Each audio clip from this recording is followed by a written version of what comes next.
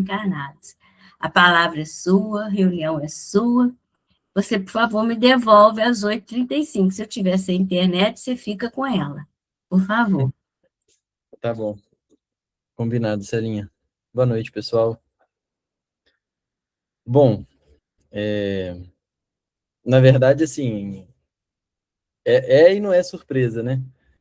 Porque, na verdade, quando a gente estava finalizando a lei da igualdade, né, nos últimos estudos nossos do Livro dos Espíritos, na penúltima semana, surgiu aquela questão quando a gente estava estudando sobre os direitos do homem, da mulher, e aí a gente levantou aquela questão, né, olha, e a parte da homossexualidade, mudanças de sexo, e aí todas essas questões.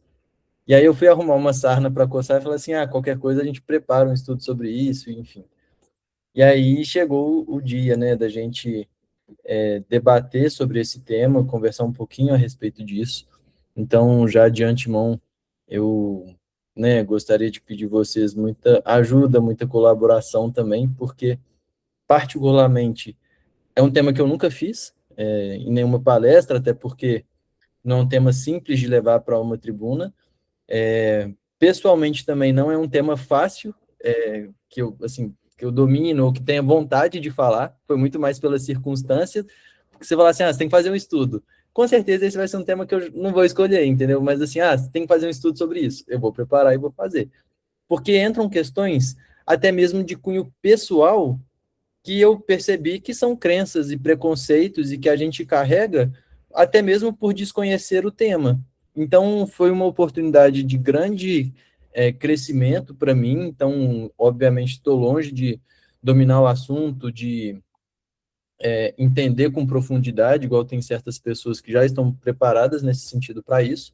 Mas, ao mesmo tempo, o foco hoje do estudo vai ser responder, talvez, algumas questões que são mais urgentes, que tocam a gente mais de perto, ao mesmo tempo em que a gente consegue preparar o caminho para aqueles que quiserem se aprofundar, ter um certo direcionamento, ter onde procurar, referências, enfim.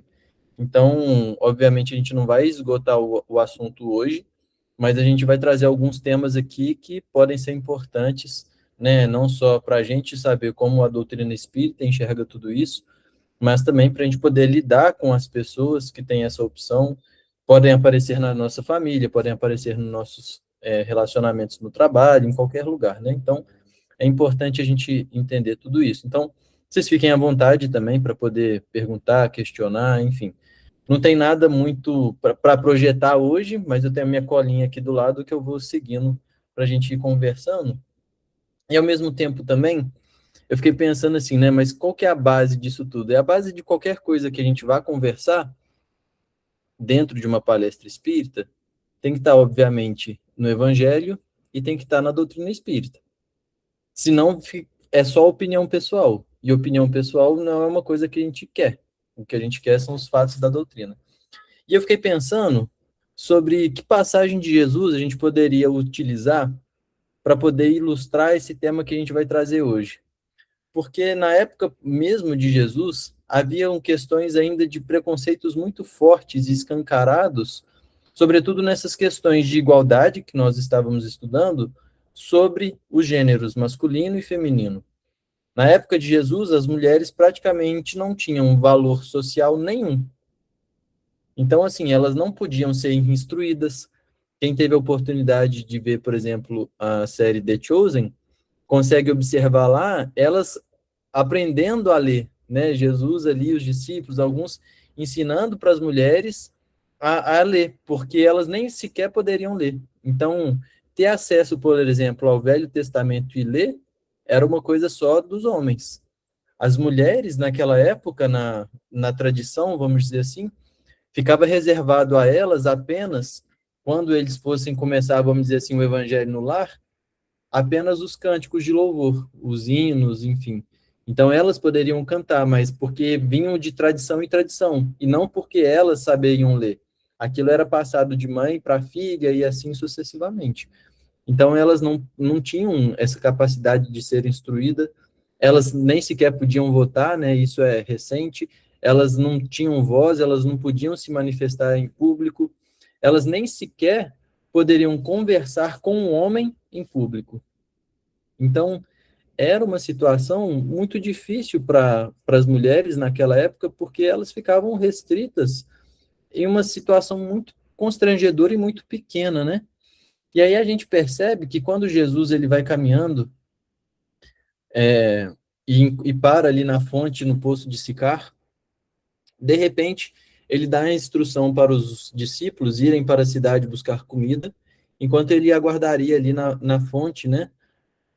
Repousando sobre a sombra, porque era a hora sexta do dia, o equivalente a meio-dia, e estava muito quente, ele iria ali tomar uma água e ficar esperando enquanto os discípulos fossem lá buscar a comida. De repente chega a mulher samaritana, né? E ali ele então começa a conversar com ela, começa a questionar ela. Ela percebe que aquela situação toda com muita estranheza, porque ela logo já percebe, talvez pelas suas vestes, talvez pelo seu sotaque, né, que ele não era um samaritano, mas sim que ele era um judeu. E os judeus e os samaritanos têm uma rixa histórica, né? Eles não se bicavam, um não conversava com o outro e tudo mais. Então, ali naquele momento, Jesus também percebeu que ela estava andando sozinha, porque as mulheres, quando iam buscar a água no poço, isso era uma função das mulheres, elas eram incumbidas dessa função. Só que, primeiro, elas iam em bando, em grupo, né, para não poder ter nenhuma situação que as denunciasse ou que elas pudessem ser consideradas adúlteras ou qualquer situação. Então, elas sempre iam juntas e sempre iam na hora mais cedo do dia, por volta ali de 6 horas da manhã. Porque faz sentido, né? Você está numa região desértica, onde tudo é muito difícil, o sol é muito forte. Não faz sentido você ir buscar água ao meio-dia. Você vai quando o sol ainda está mais fraco. Então, elas iam logo cedinho buscar essa água, e aí, então, iam sempre juntas. A gente percebe que a mulher samaritana estava sozinha e estava no horário mais quente do dia. Então, e ali, nesse diálogo, que a gente não vai aprofundar, só estou trazendo isso para a gente ilustrar e começar a conversar um pouquinho sobre o tema, Jesus ele vai quebrar ali um monte de preconceito ao mesmo tempo, né? Primeiro porque um homem se dirige a uma mulher em público. Isso não podia ser feito. Ainda mais sozinho, né? Então, ele sozinho com ela conversando, isso já não poderia ser feito. Segundo, porque ele valoriza essa mulher, ele respeita essa mulher, ele conversa com essa mulher, ele pede algo para essa mulher e ainda ele, enquanto judeu, conversando com uma samaritana. Então, ele dirige o coração para ela, ele quebra ali uns 3, 4, 5 preconceitos só nessa conversa que ele tem com ela. Então, a gente olha para Jesus e pensa assim, ele não foi crucificado à toa não, porque as pessoas tinham pavor dele, porque tudo que todo mundo falava para não fazer, ele ia lá e fazia.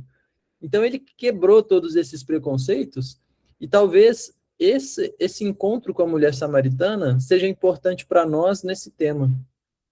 Porque às vezes nós carregamos conosco diversas opiniões, conceitos, e que muitos deles talvez sejam até equivocados, e a gente não se abre para poder entender, conversar e dialogar melhor sobre isso. Portanto, o convite da noite de hoje é que a gente abra os nossos corações para poder entender os conceitos, quebrar os preconceitos e perceber o que a doutrina espírita tem a nos dizer sobre a homossexualidade, sobre mudanças de sexo e por aí vai. Feito isso, essa introdução, a gente primeiro lança mão das questões 200 a 202 do Livro dos Espíritos, quando nós já estudamos anteriormente, e o tema lá é o seguinte: espírito tem sexo? É o sexo nos espíritos. E aí na questão 200, Kardec pergunta: tem sexos os espíritos? E eles deixam claro: não como entendeis, pois que os sexos dependem da organização, há entre eles amor e simpatia, mas baseados na concordância dos sentimentos.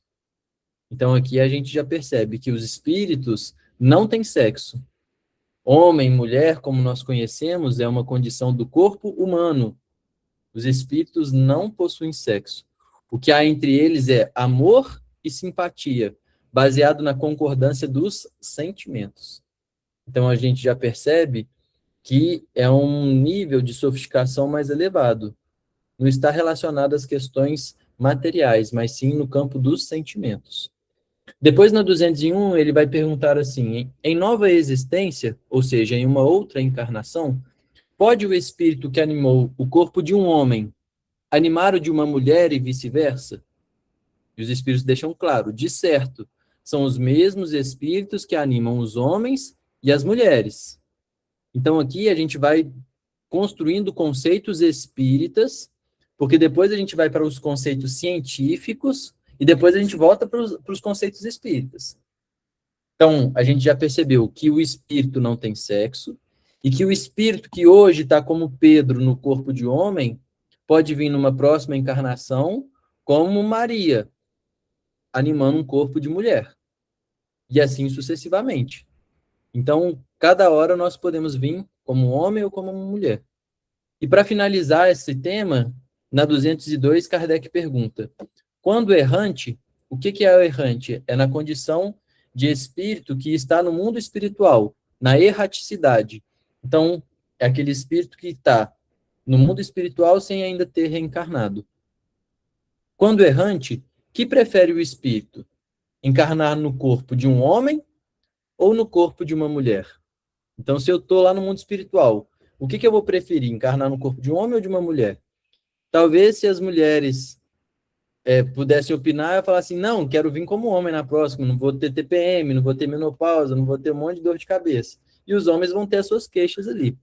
Mas olha o que os espíritos vão dizer: isso pouco lhe importa. O que guia na escolha são as provas, porque haja de passar. Então, pouco importa se nós vamos encarnar num corpo de homem ou num corpo de uma mulher. O que vai ditar se nós vamos encarnar num corpo de homem ou de uma mulher são as provas que nós precisamos passar. E aí eu vou compreender: poxa, para essa prova que eu preciso passar, é melhor eu estar num corpo de homem ou é melhor eu estar num corpo de uma mulher? Porque biologicamente, fisiologicamente, os corpos, por exemplo, do homem, como nós vimos anteriormente, eles possuem hormônios que vão facilitar a força, que vão facilitar a resistência, que vão ter mais neurônios, mas não quer dizer que os homens são mais inteligentes, porque o que depende são as conexões neurais. Nós sabemos, por outro lado, que as mulheres elas têm a capacidade de fazer múltiplas tarefas ao mesmo tempo, enquanto o homem só consegue fazer uma. As mulheres, elas têm hormônio, até por conta dos hormônios, uma sensibilidade, uma doçura muito maior do que os homens. Então, cada corpo vai ajudar o espírito para uma determinada função. Portanto, as nossas provas são as mais decisórias para nós entendermos se nós vamos encarnar no corpo de um homem ou no corpo de uma mulher. Ficou claro esses três conceitos que o Kardec traz aqui nessas questões? Até aí, tudo bem, certo? Maravilha. Agora, a gente vai entrar num conceito que é um pouco mais complexo, mas que não é da doutrina espírita, mas que é como a ciência classifica as nossas escolhas, vamos dizer assim, sexuais. Então, se não entender, pergunta na hora, porque são conceitos importantes que vão nortear a sequência do estudo. Porque a primeira questão que a gente precisa trazer, e agora nós vamos criar conceitos, é em relação ao sexo biológico. Então, o que é o sexo biológico? São determinados pelos nossos genes, pela nossa genitália ao nascer, pelos nossos cromossomos, XX e XY. Então, quais são os sexos biológicos que nós temos? Homem, mulher, e aí eu descobri que tem um intersexo. Eu nem sabia que existia isso. Então, eu não sei se vocês sabiam, mas se não sabiam, agora vocês vão saber também. Então, nós temos homem, sem novidade, mulher, sem novidade, e o intersexo. O que é isso, o intersexo? São pessoas que nascem com variações físicas, genéticas ou hormonais nas suas características sexuais, sejam nas suas próprias genitálias, nos cromossomos, na gônada, que não se encaixam nas definições que nós conhecemos como homem e como mulher. Dentro desse intersexo ainda tem 40 outras classificações, que não nos interessa aqui. Então, sexo biológico, homem, mulher, e essas questões de intersexo que são... Eu vou colocar aqui anomalias, mas não é esse o termo, tá, pessoal? É só para vocês compreenderem, né? Que são variações físicas, genéticas ou hormonais. Então, isso é em relação ao sexo biológico. Maravilha. Depois, a gente precisa trazer um outro conceito, que é a identidade de gênero. O que é a identidade de gênero? É como a pessoa se sente e como que ela se percebe psicologicamente. E aqui começa a abrir campos para outras questões. Por quê? Porque eu posso ser de um sexo biológico, mas me perceber e me sentir psicologicamente por outro sexo. Então, dentro dessa identidade de gênero, nós temos os cisgêneros e os transgêneros. O que são os cisgêneros? São pessoas cuja identidade do gênero corresponde ao sexo biológico atribuído no nascimento. Então, por exemplo, meu sexo biológico é de homem. E eu, Pedro Arthur, sou cisgênero. Por quê? Porque eu nasci como um homem e a minha identidade, como eu me percebo, corresponde ao sexo que eu tenho de nascimento, ao meu sexo biológico, de homem. Ou seja, o meu interesse é pela mulher. Então, eu sou um cisgênero. E o que é o transgênero? São aquelas cuja identidade de gênero difere do sexo atribuído no nascimento. Então, se eu sou homem, mas eu me percebo como mulher, eu me sinto como mulher, eu me atraio pelo sexo oposto, então eu sou um transgênero. Conseguiu compreender esse segundo conceito? Ficou claro ou está confuso? O Pedro, Uhum. Pode falar. não, é porque você falou, você nasceu num sexo e é atraído por outro sexo, mas você não estava dizendo que era aqueles que, por exemplo, nasce homem e é atraído por outro homem? Como é que é? Desculpa. Esse segundo conceito que você estava falando, esse transgênero. São aqueles cuja identidade de gênero difere do sexo atribuído no nascimento. Então, mas é porque na hora que você falou, eu entendi que você estava falando. Então eu sou transgênero porque eu sou um homem e gosto de mulher. Eu não entendi, eu acho que eu fiquei embolada aí. Desculpa. Não tem problema nenhum, não. A gente não, repete. Mas agora... O transgênero são aquelas cuja identidade de gênero difere do sexo de nascimento.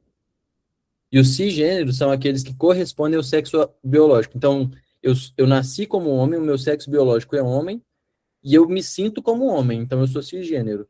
Agora, se eu nasço como um homem, mas eu me sinto e me percebo psicologicamente como mulher, eu sou transgênero. E vice-versa. Se eu sou mulher, né, o meu sexo biológico é como mulher, e eu me sinto psicologicamente como mulher, e é assim que eu me percebo, eu sou cisgênero. Mas se eu sou mulher e eu não me percebo como mulher, eu sou transgênero. Ficou claro? Beleza. Eu ouvi errado, foi só isso. Não, tranquilo. Entendi. Mas é porque é muita informação, e olha que assim, eu só estou trazendo pequenos conceitos que são importantes para a gente entender a questão da homossexualidade. Porque dentro disso aqui ainda tem trocentas outras classificações. Mas quais são os conceitos importantes que a gente precisa estruturar aqui? É o sexo biológico, essa identidade de gênero, e agora o terceiro conceito é a orientação sexual. Deixa eu só interromper um minutinho. Eu tenho uma informação de que aqui no Brasil são mais de 70 divisões. E que Estados Unidos, que seria, né, mais nessa parte, né, mais ligado, são pouco mais de 30. Então, eu não sei se é por aí nisso. Foi reportagem que eu li, né? Eu sou da área de educação, isso me interessa muito.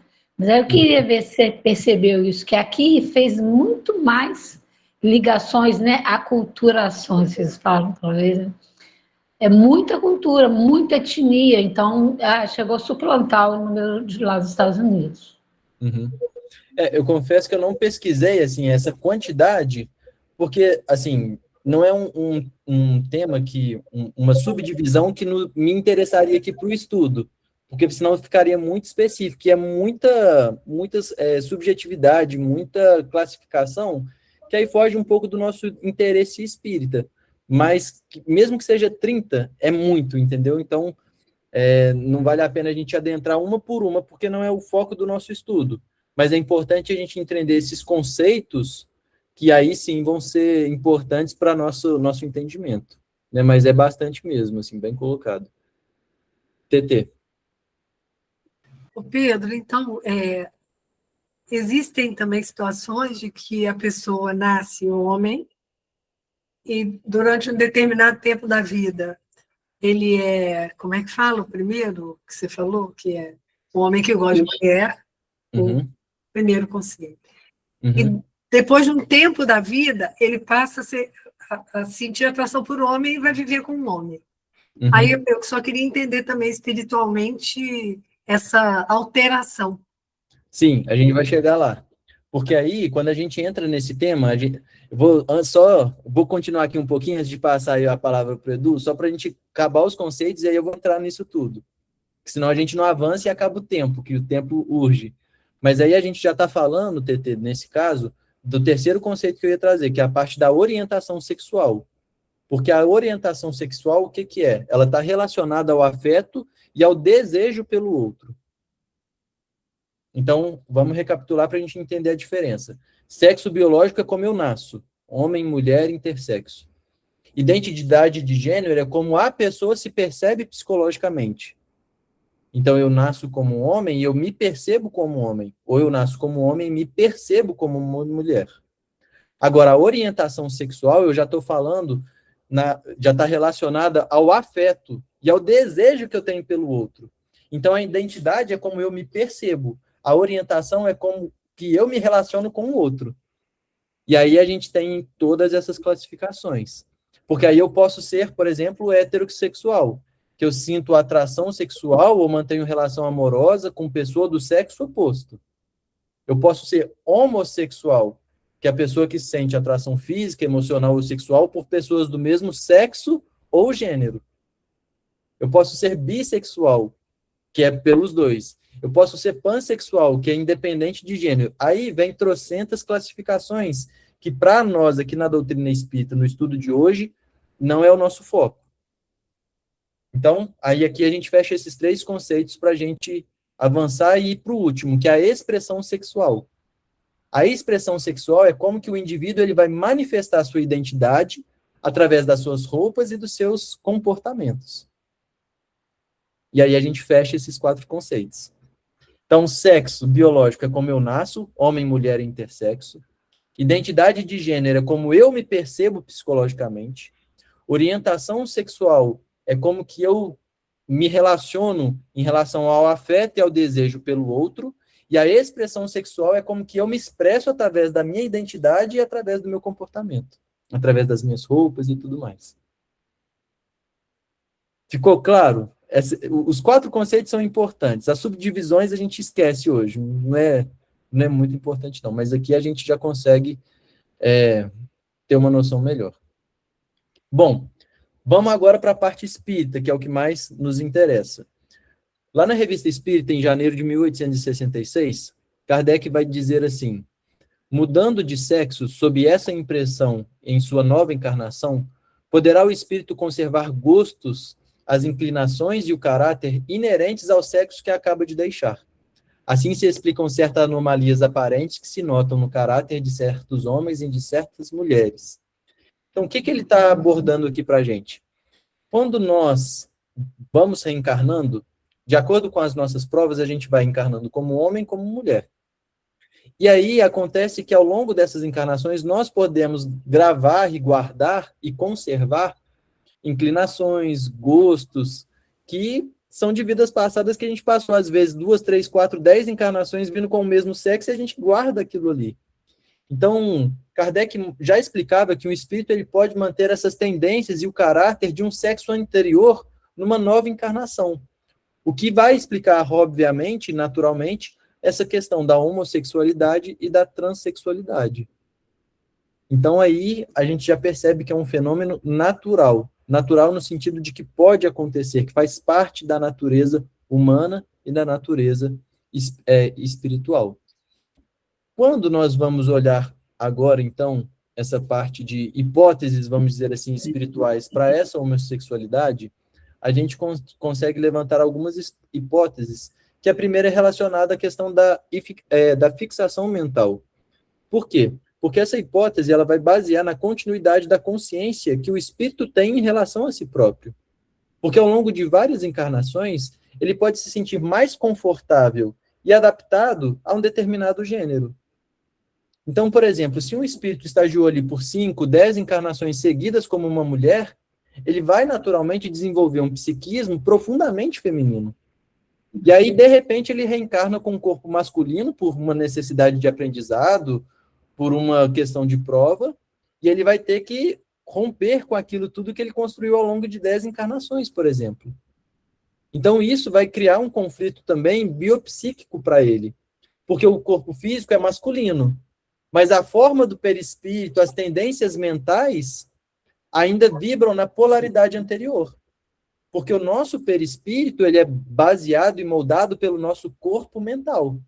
Aí a gente volta naquele conceito.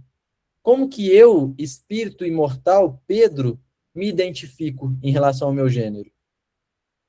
Porque a forma como eu me identifico psicologicamente vai moldar o meu perispírito. E aí, consequentemente, se eu encarno num corpo que é contrário ao que eu consigo me identificar, eu posso ter esses conflitos biopsíquicos. Então, isso explicaria não apenas essa parte da orientação sexual, mas também a identidade de gênero. Então, essa é a primeira hipótese que a gente pode levantar, né? A segunda hipótese da homossexualidade na visão da doutrina espírita, ela está relacionada a uma tarefa específica, também a parte da sensibilidade, né? Então, ela não seria uma consequência de encarnações passadas, mas uma escolha missionária, por exemplo, para essa determinada encarnação. Então, ao não se vincular à estrutura de uma família tradicional no sentido do que nós temos aqui, por exemplo, no campo do Brasil, né, de pai, mãe e filhos, o espírito ele teria talvez mais liberdade e energia para se dedicar às causas coletivas, às artes, à ciência, ao auxílio humanitário, enfim. Então, a gente teria a outra questão. E a terceira que a gente também pode colocar estaria na reeducação afetiva, né, mais baseada na causa de lei e efeito. Porque aqui começa a entrar uma análise de débitos passados. Então, por exemplo, um espírito que em vidas passadas abusou sistematicamente do sexo oposto, desonrando o afeto, a dignidade de parceiros e tudo mais, ele pode solicitar uma reencarnação onde sinta atração pelo seu próprio sexo. Por quê? Porque abusou em encarnações passadas do sexo oposto. E ali começa a arranjar encrencas, vamos dizer assim, no campo do afeto, da dignidade de parceiros e tudo mais. Então, por que o espírito poderia pedir uma encarnação nesse sentido e com essa questão da homossexualidade? Para poder aprender, por exemplo, que o amor e o respeito independem da forma física. Então, ao enfrentar esse desafio social de uma orientação estigmatizada, o espírito ele é convidado a valorizar a essência da alma e a construir relações baseadas na ética, baseadas no amor, e não apenas na posse ou no instinto biológico de dominação que ele pode ter exercido anteriormente. Então, são ali 3 hipóteses, né, que a gente pode desenhar baseadas na doutrina espírita dessas questões homossexuais. Então, nós temos ali essa fixação mental, né, de diversas encarnações vindas de uma mesma experiência, e aí quando o espírito reencarna em outro corpo, né, oposto ao que era anterior, tem esse conflito biopsicológico, tarefas específicas, né, baseadas ali em alguma missão ou algo nesse sentido, ou a terceira, baseada ali nessa reeducação afetiva, né, nessas questões de lei de causa e efeito, às vezes por ter abusado do sexo oposto em outras encarnações. Então, a gente pode traçar essas 3 possibilidades dentro aqui da nossa capacidade. Mas aí, nós vamos, antes de passar ali para algumas perguntas que eu trouxe aqui para a gente poder debater, porque durante um tempo, ali até os anos 70, mais ou menos, a homossexualidade era vista como uma doença, né? Então, depois ali, aos poucos, começando pelos Estados Unidos, depois chegando aqui no Brasil, que foi visto que a homossexualidade não é doença. E aí a gente pode começar a colocar o seguinte tema: a homossexualidade, ela é ou não é uma doença à luz do espírito imortal?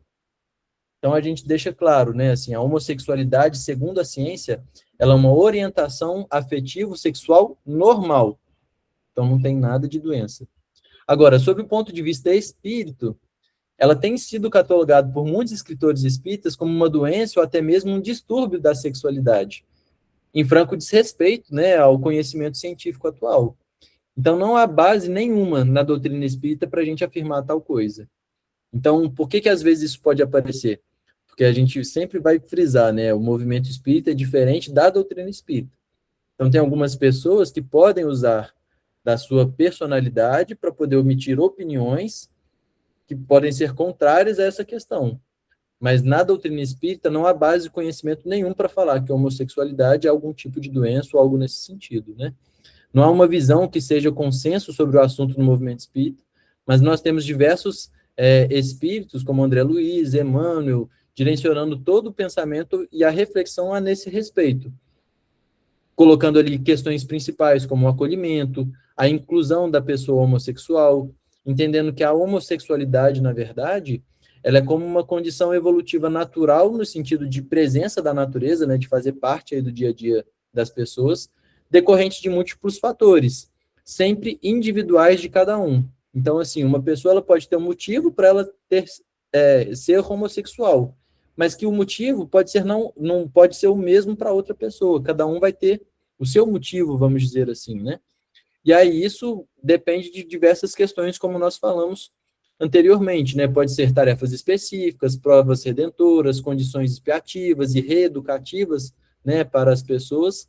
Então, isso vai aparecer aí de diversas questões na nossa sociedade. Ficou claro? O Edu tinha levantado a mão aqui e eu não deixei ele falar, mas era só para trazer acabar aqueles 4 conceitos e colocar aqui uma breve introdução da visão espírita sobre o homossexualismo. Você quer falar mais alguma coisa, Edu? Ou Claudinha, né? Não sei qual dos dois. Opa, boa noite a todos. Isso aí não foi só uma questão da pergunta da TT que eu achei pertinente, mas é só para colocar um outro conceito aí que eu acho que é muito importante em psicologia, que nós não nos desenvolvemos psicicamente sem ter um faseamento, né? Infância, adolescência, fase adulta, serenidade. E o adulto aí, ele tem várias, né, camadas, né? Um adulto jovem, um adulto maduro, um adulto mais maduro ainda na faixa dos 50 e a serenidade após os 60, 65. Né? Claro que hoje nós vemos aí pessoas com 65, 70 anos que tem uma estrutura psíquica que não se considera serenidade ainda, né? Está se adiando cada vez mais. Mas, especificamente na adolescência, a psicologia ela considera, em relação à pergunta da TT, né, um momento de confusão de papéis, que é normal. Né? Isso faz parte do desenvolvimento psíquico de todas as pessoas. Em algum momento na adolescência, a pessoa vai se identificar, mesmo tendo um sexo biológico, né, ou como homem ou como mulher.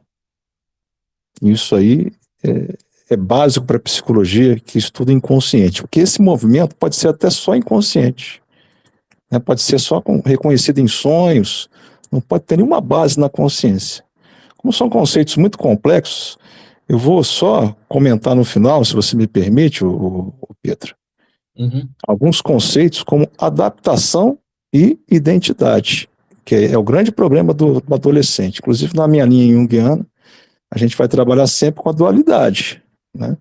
Quando se coloca essa grande quantidade de possibilidades de gênero, que a amiga citou aí, não lembro quem, em torno de 70 ou 30, até mais, tem países com mais na Europa, né? A gente está dando para o adolescente, né, um momento maior, digamos assim, para ele se identificar. E a gente está muito recente esse movimento ainda, né? Não estou querendo fazer nenhum juízo de valor aqui. Pode ser uma coisa que vai dar certo no final, pode ser uma coisa que vai ser uma furada. A grande questão hoje é que o psicólogo não pode, né, tá falando em congressos que pode ser uma furada. Esse aqui é o grande problema. Tá uma ditadura do politicamente correto. A gente pode aprofundar isso no final se você quiser. Mas, sem dúvida, essa quantidade enorme de gêneros vai levar os adolescentes a testar 130, 70, 30. Quando ele tinha duas opções já era difícil. Agora tem dezenas. É uma questão que, psiquicamente, vai demorar para os adolescentes em geral que entrarem nesse caminho, né, amadurecer. Isso aí, sem dúvida alguma. Assim, ou não, né? Ou como é um fenômeno assim que sempre existiu, que hoje está mais em voga, que é se continuar adolescente pelo resto da vida. Estou colocando essas questões aqui porque isso é muito sério, né? É muito sério. É muito sério. A gente, no final do estudo, assim, de acordo com o tempo aí também, Edu, a gente pode voltar nessas questões, sim. Até porque essa parte da identidade de gênero isso estava sendo discutido no Congresso, né? E aí tem até uma fala muito... só para poder fechar e continuar aqui, mas aproveitando essa sua deixa, para qualquer coisa a gente voltar no final, fala muito serena do Haroldo nesse sentido, que ele diz assim, olha, para aqueles adolescentes que não têm, que não estão em xeque, que não têm, vamos dizer assim, entre aspas, problema em relação em como que eles se percebem, como que eles querem e tudo mais, tá tudo certo, eu não vou misturar banheiro de menina e menino e deixar um banheiro só, eu não preciso causar essa confusão em quem já está resolvido, está bem consigo mesmo. Mas aqueles que naturalmente já estão em xeque, estão em dúvida e tudo mais, eu vou simplesmente acolher, trazer aquela pessoa para perto de mim e orientar, amar e respeitar a pessoa da mesma forma. Então, a gente tem sempre que ter cuidado com essas movimentações que envolvem a generalização, né? E aí querer colocar todo mundo em pé de igualdade e não em pé de equidade, que é diferente. Exato. Porque senão a gente Como quer eu ia... igualar todo mundo, mas não é, a gente tem que tratar todo mundo com equidade, que é diferente, né? Como eu ia terminar essa frase, me perdoe por interromper você, mas a questão do Haroldo é muito importante. Sempre acolhimento e sempre respeito à opção do outro, né? É Exato. muito bom a gente viver num país que a gente tem essa liberdade de escolha. Isso aí. Né? Isso aqui é muito importante a gente frisar aqui. É isso aí.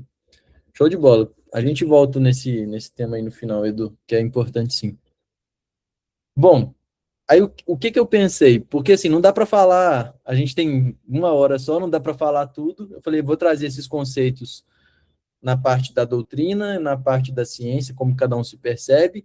Eu falei assim, vou trazer alguns temas, algumas perguntas, na verdade, que eu já vi que às vezes elas são recorrentes, e baseada nessas perguntas, a gente traz a resposta para poder, talvez, matar o que pode ser a maioria das dúvidas, né, das pessoas.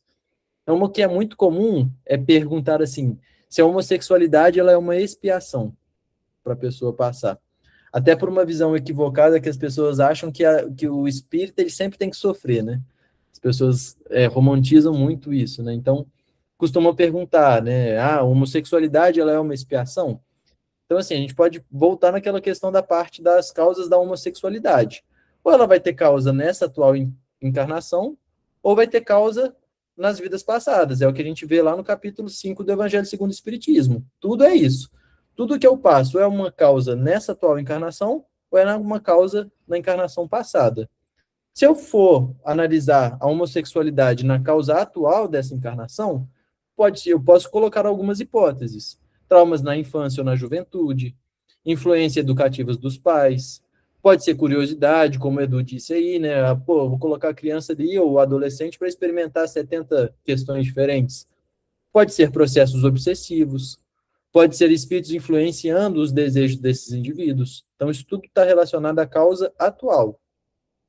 Se for a causas passadas, podem ser aquelas que nós conversamos, como uma reincidência de comportamentos de vidas anteriores, ou o fenômeno da inversão sexual, que a gente comentou, né? A pessoa ela está ali em 10 encarnações como mulher, de repente ela reencarna como homem. Então, nessa inversão, isso causa esse conflito biopsicológico ali na pessoa. Então, essas são as causas, né? Agora, a gente tem a gente vai sempre perceber que o mais importante, na verdade, não é analisar se é uma questão de expiação, se é uma questão da causa nessa atual encarnação, se é uma questão passada, enfim. O que a gente percebe é que, principalmente nessas inversões sexuais que acontecem, essas inversões, né, ou seja, eu estou acostumado a vir como mulher, de repente eu vou para homem, ou o contrário, estou acostumado a vir como homem, de repente eu vou para mulher. Essa inversão ela pode ter também 3 situações. Pode ser uma inversão missionária, que é quando o espírito ele escolhe inverter o sexo para se focar num trabalho de caridade, numa missão específica, evitando ali, por exemplo, às vezes as obrigações de um casamento, de uma família, enfim, que poderiam às vezes desviar ele dessa situação. Então, uma inversão missionária. Eu posso ter essa inversão provacional, né, que faz parte ali de um processo natural de evolução, onde todos os espíritos precisam de experimentar ambos os sexos para desenvolver essas qualidades, como a sensibilidade feminina, ou a força, por exemplo, masculina. Ou então eu posso ter uma inversão expiatória, que é utilizada como recurso para refrear impulsos sexuais descontrolados das nossas vidas passadas, né, funcionando como uma trava educativa para a alma. Então, eu não posso afirmar que toda homossexualidade é uma expiação, mas a gente pode colocar essas hipóteses aí que podem ser relacionadas ao porquê que algumas pessoas são homossexuais, né? Agora, o que mais é importante nós ressaltarmos disso tudo? É quando nós vamos confrontar a promiscuidade com a afetividade. Porque o grande problema moral, ele não reside na orientação sexual em si. Então, o grande problema moral não é se eu sou homem, se eu sou mulher, se eu sou hétero, se eu sou homo, como que eu me identifico, como que... Não. O nosso grande problema está está na nossa moral, mas sim na nossa promiscuidade, né? Ou seja, nessa falta de compromisso afetivo que vai se aplicar tanto aos heterossexuais como aos homossexuais. Então, o mais importante é como que eu me relaciono com os outros, como que eu tenho a minha relação de afeto, e não me deixar de forma alguma cair na promiscuidade, porque aí sim é problema. Porque senão eu posso ser hétero, mas ser promíscuo. Eu estou arrumando confusão. E eu posso ser homo e ter uma relação afetiva muito saudável, e isso vai me engrandecer enquanto espírito. Então, essa é uma das perguntas que geralmente aparecem bastante aí. Então, assim, o mais importante é isso, né? A gente não deixar cair a promiscuidade. Segunda questão que geralmente perguntam muito, né? Assim, porque essa segunda questão está muito relacionada ao planejamento espiritual, né? E aí, às vezes, podem perguntar assim, existe um planejamento para que se formem casais homoafetivos? Porque quando a gente olha dos casamentos, né, a gente fala das questões de alma gêmea, fala dos casamentos, né, de provacionais que nós temos, os casamentos missionários, os casamentos de expiação que também nós temos, enfim. Então, algumas pessoas podem se questionar, existe um planejamento para as almas formarem um casal homoafetivo? Então, assim, quando a gente vai analisar isso, a gente precisa primeiro analisar a questão da programação espiritual. Porque o nosso planejamento espiritual, como a própria doutrina espírita nos mostra, raros são os que conseguem cumprir 100% do nosso planejamento espiritual, né? Então, são chamados completistas, né? Aqueles que conseguem completar, de fato, todo o planejamento reencarnatório. Então, assim como muitos casais heterossexuais, eles se separam, né? O que geralmente não está ali no plano original, não eram para eles se separarem. As relações homoafetivas, elas podem ocorrer como parte da jornada individual, mesmo que não tivessem previstas como um objetivo principal, né? Então, o objetivo biológico padrão das relações é a continuidade das espécies, é a lei de conservação. É um homem com uma mulher para poder ter filhos e continuar a manutenção da espécie, do ser humano. Até hoje a gente precisa de um homem com uma mulher. Só que esse planejamento, né, esse planejamento biológico, esse objetivo biológico, ele pode passar por essas questões homoafetivas e não significa que a pessoa ali vai perder a encarnação, que ela vai perder o planejamento espiritual dela, né? O mais importante, na verdade, é que quando a pessoa opta por isso, ela tenha um parceiro estável, ela tenha uma vida equilibrada, ela tenha ali, de fato, uma vida moral muito superior do que, às vezes, se ela tivesse com uma pessoa de um sexo oposto. Então, não teria problema nenhum, vamos dizer assim, a pessoa não ter um planejamento espiritual para ser homoafetivo, mas durante essa encarnação ela usar o livre-arbítrio dela para constituir um casal homoafetivo. Tá tudo certo em relação a isso, desde que ela não caia no campo da promiscuidade, que ela não sofra, vamos dizer assim, com isso, que ela se sinta bem, se agrandeça com isso, tá tudo certo. Edu ou Claudinha aí. Boa noite, agora sou eu. Duas coisas.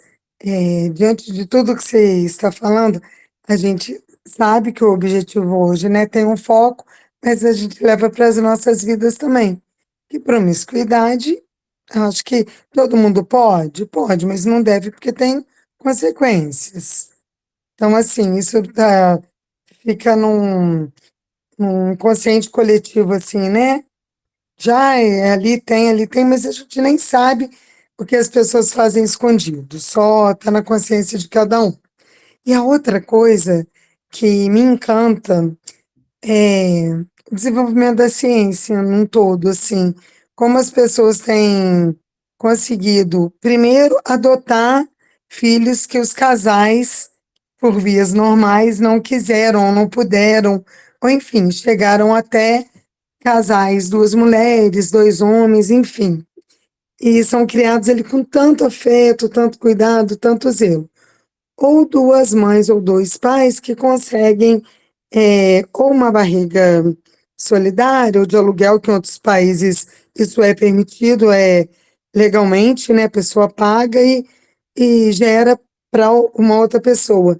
E no Brasil tem a questão da inseminação artificial. Então, assim, aquele espírito, ele tem aonde ele vai ser recebido. Isso é muito importante a gente destacar que o mundo tem tido, aqui no Brasil principalmente, a gente tem uma liberdade, em vários países também. Em outros a gente ainda vê a questão de as pessoas serem penalizadas, né? Por serem do mesmo sexo e terem o afeto por alguém e não deveriam. E como professor eu digo, Pedro, as crianças às vezes ainda não entendem da questão afetiva para depois uma vida matrimonial. Mas ela já vem assim, muitas vezes com uma alma que não é adaptada naquele corpinho. Então, assim, eu já dei aula para criança de educação infantil ao ensino superior. Eu vejo que é tão bonita essa multiplicidade, que é tão lindo quando isso é respeitado, é tão bonito quando as famílias amam aquele ser independente das escolhas, porque a gente tem as nossas escolhas também.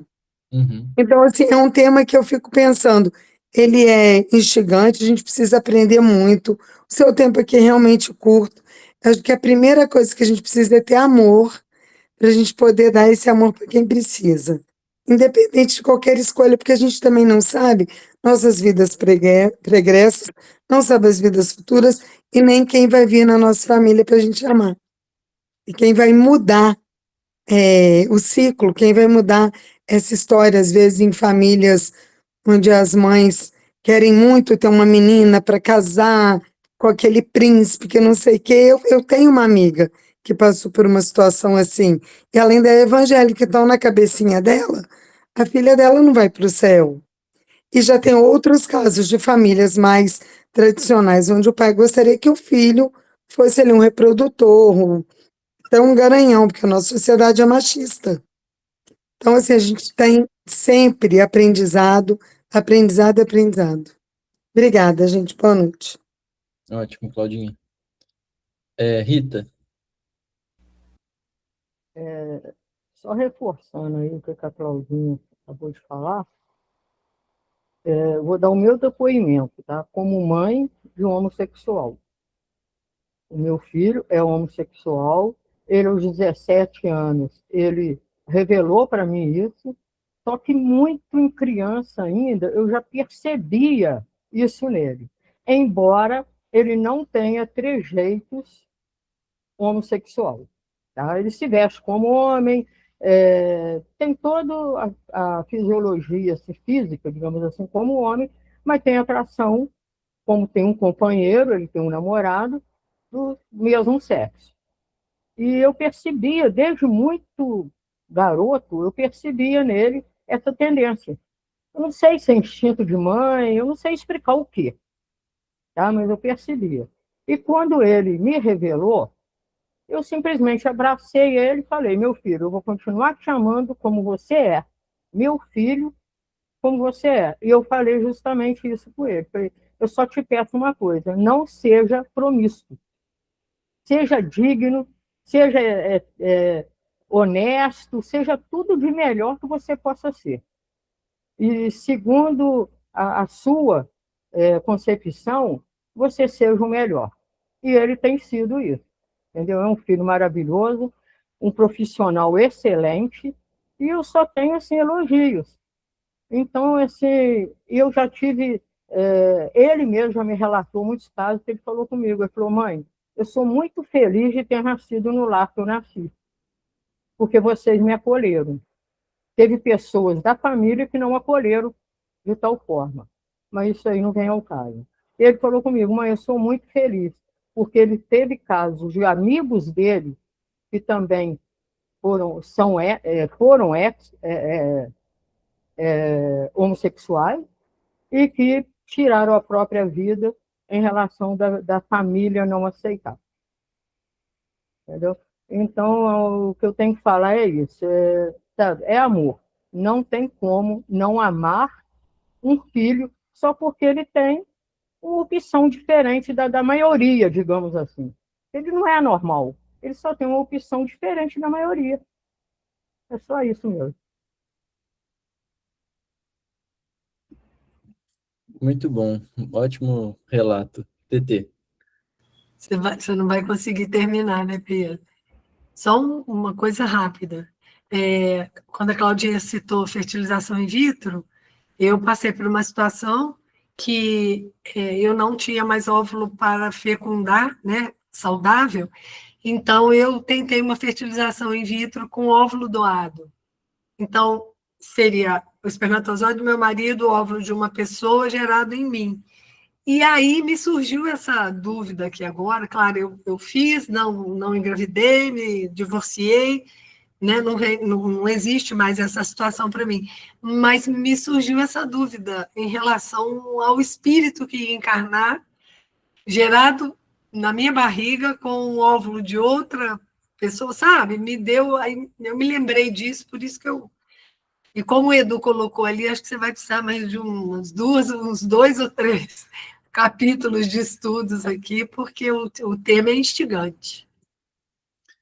Assim, eu confesso que eu não sei se eu tenho capacidade para fazer 2 ou 3 estudos sobre esse tema específico, mas assim, a gente pode, se tiver outras questões ali, a gente pode colocar lá no grupo e, se for o caso, eu trago, porque não é um tema que eu consigo responder baseado na doutrina, como questões do evangelho, essas coisas assim. Então, não consigo fazer assim, TT pergunta, eu vou e respondo. Não, eu não tenho essa base para poder passar para vocês, estou sendo muito sincero. Mas o que pode acontecer é colocar questões lá no grupo de estudo, aí eu consigo pesquisar e trazer baseado na doutrina, aí eu consigo fundamentar. Né? Mas só para fechar o assunto hoje, assim, mais ou menos do que eu planejei aqui, porque esse também dá pano para manga, que é a parte da cirurgia de mudança de sexo, né? Porque, assim, as pessoas perguntam quais são as consequências, pode, não pode, e o perispírito, como é que fica nisso, né? Assim, tá mudando tudo isso, enfim. Então, a grande questão é porque não é o ato da mudança física em si, mas a intenção e o equilíbrio emocional por trás daquela decisão. Então, o que acontece? O nosso perispírito, né, como a gente disse anteriormente, ele obedece ao nosso corpo mental.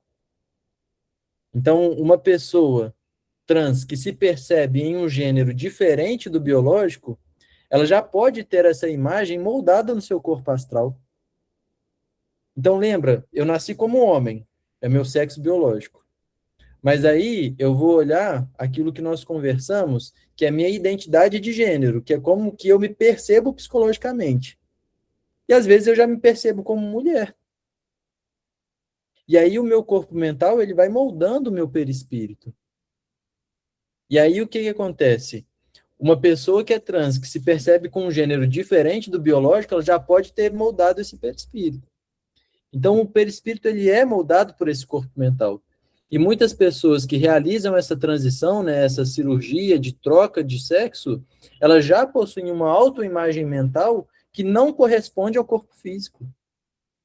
Tem relatos de homens, por exemplo, que eles não conseguem nem pegar ali na sua genitália, assim, de tanto pavor, para eles é uma situação ruim, assim. Por quê? Porque não se identifica com aquilo. Então, quando a pessoa vai fazer a cirurgia, ela busca se identificar com o seu corpo físico, com a imagem que ela já tem de si mesmo, no seu íntimo, no seu corpo mental. Então, na parte do perispírito, vai mais para esse sentido.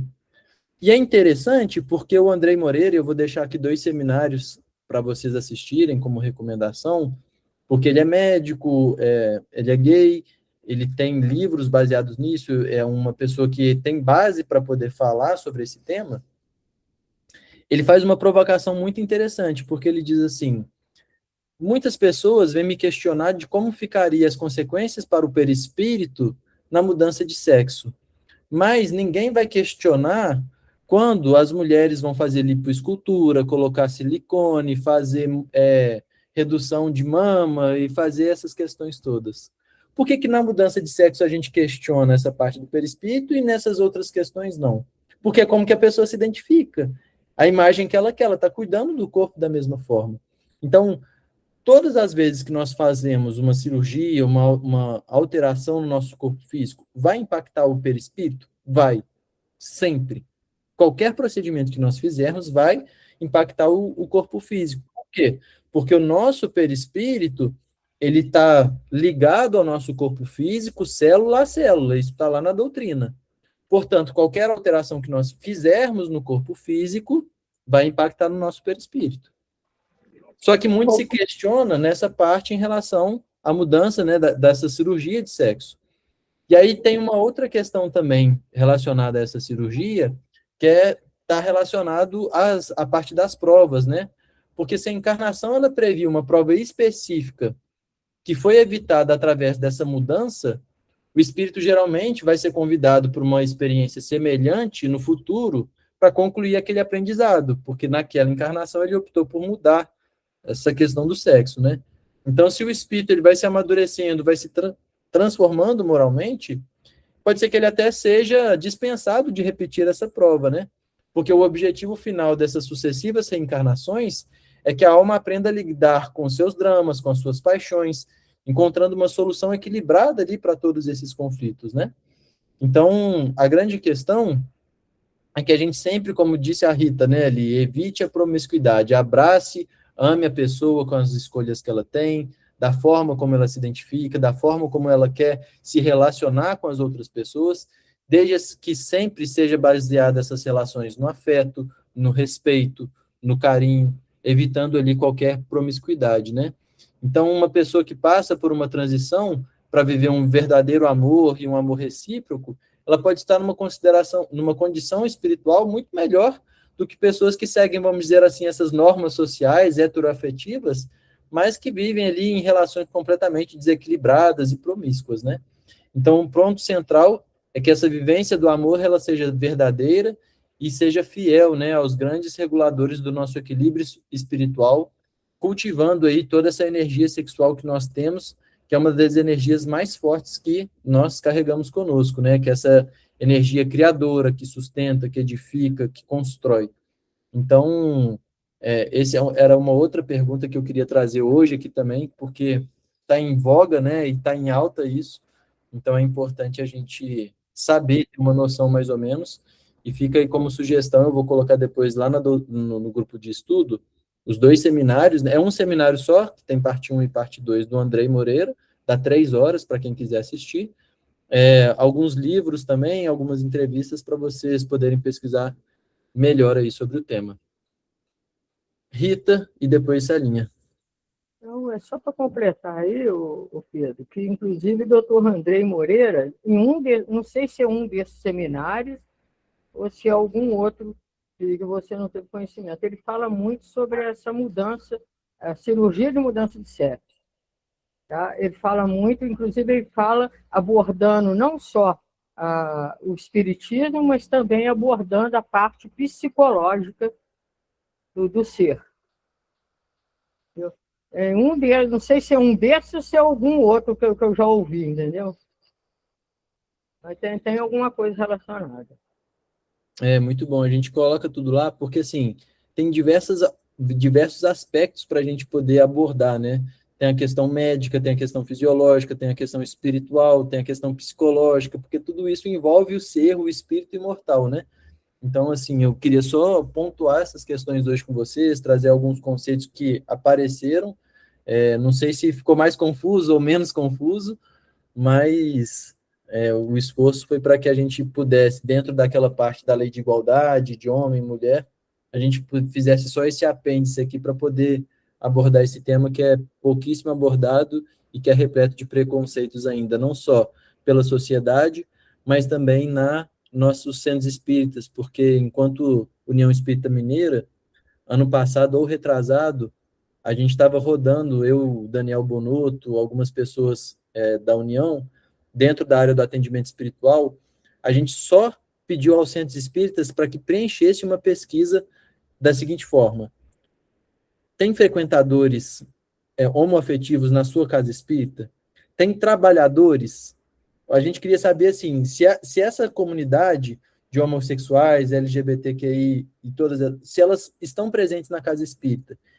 E as pessoas na casa espírita nem sequer quiseram participar dessa pesquisa.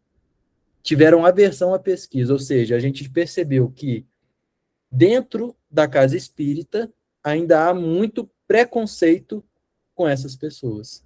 Então é um tema que a gente precisa abordar mais, precisa conversar mais sobre ele, para que a gente tenha capacidade de amar melhor as pessoas conforme elas escolham e desejam seguir a sua vida, né?